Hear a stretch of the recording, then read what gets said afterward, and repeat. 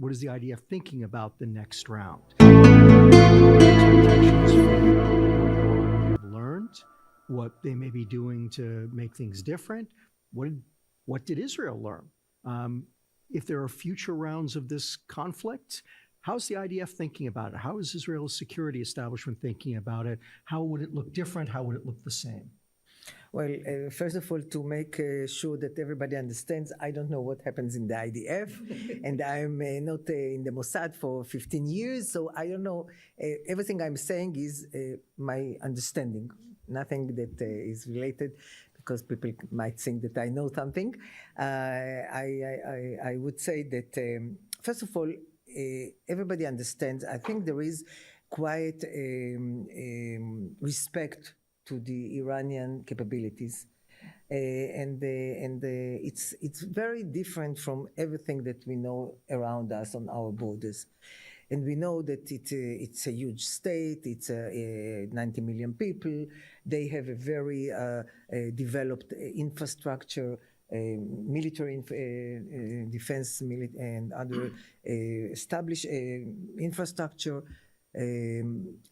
It's something different from everything we know in our wars with other countries. And I do hope, I don't know, but I do hope that there is no kind of hubris that we did such a wonderful war and everything is a piece of cake for us. No, I don't think so. I think the Iranians will learn and go back and see what happened, why it happened, and I'm following what they are talking and what they are writing. I think that they will go back and learn everything and try to improve themselves. We already see it in the last days. We hear the Iranians saying that they had air defense systems that they hold in order to replace those that were struck by Israel, and they have shown picture. I don't know if it's one battery and not more, but they are talking about replacing the air defense system. They are talking about just in the last 24 hours about launching space vehicle, which we know that is always they didn't launch. That just made the preparations and computer and other things, but we know that they use it in order to improve the capabilities of their ballistic missiles, of course. So I think I hope Israel is thinking about all these elements. We know that the Iranians are now in new connections to the Chinese.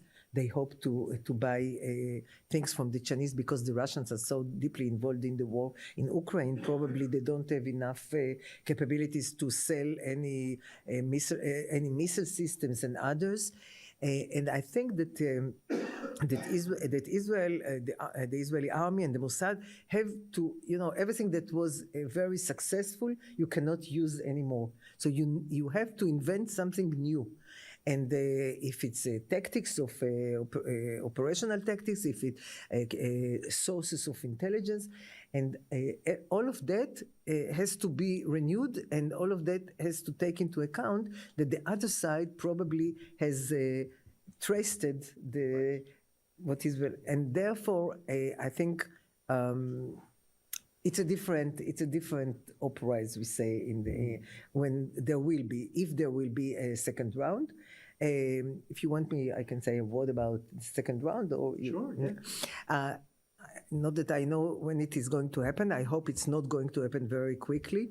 But I do think that there is a growing feeling in Israel that the mission was not fulfilled.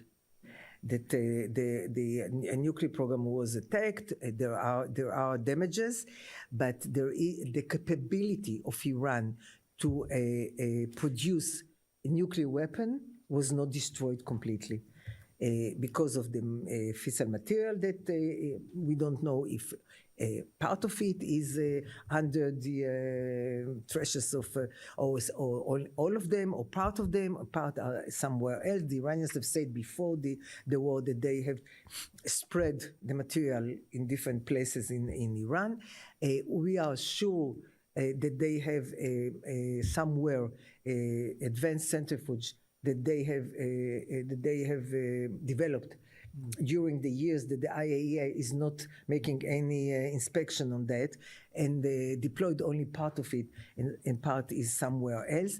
So there is a feeling that the capability, if they decide to do it, I'm not saying anything about the decision. I think they are far from that now in this time, but the capability still to have to break out for a nuclear device was not completely erased.